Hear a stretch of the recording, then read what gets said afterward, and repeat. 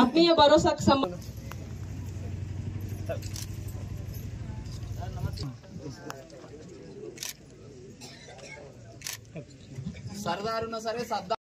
మంజూరు పత్రాలను ఒక్కొక్క స్కీమ్ వారీగా వేదిక మీద ఉన్న పెద్దలచే కొంతమందికి పంపిణీ చేయడం జరుగుతుంది. తర్వాత డిఫరెంట్ కౌంటర్స్ లో వాళ్ళు మంజూరైనటువంటి వాళ్ళు కూడా వాళ్ళ డిపార్ట్మెంట్ వారీగా రెవెన్యూ డిపార్ట్మెంట్ నుంచి గానీ, అగ్రికల్చర్ డిపార్ట్మెంట్ నుంచి గానీ, ఈజీఎస్ వాళ్ళ నుంచి గానీ, మరియు మిగతా ఇందిరమ్మ ఇల్లు లాంటివి సెక్రటరీ నుంచి గానీ వాళ్ళ మంజూరు పత్రాలు మీ ఊరు వాళ్ళే కాబట్టి నిదానంగా ఇబ్బంది ఏమీ లేదు.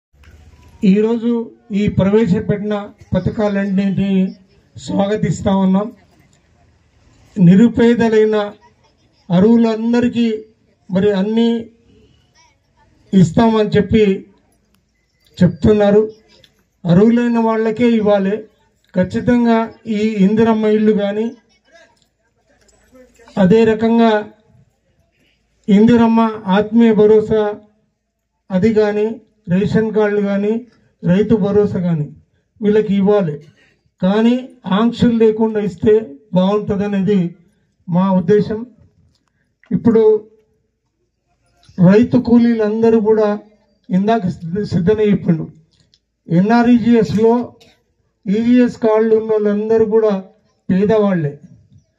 వాళ్ళని పేదవాళ్ళుగా గుర్తించే మట్టి పనికి వెళ్లే వాళ్ళందరికీ ఈరోజు రైతు కూలీలుగా వాళ్ళని గుర్తించి వాళ్ళందరికీ కూడా ఇస్తే బాగుంటుంది.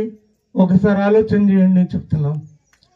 అదే రకమైన 5 గుంటలున్న వాళ్ళకు వర్తించదని ఏదో చెప్తా ఉన్నారు.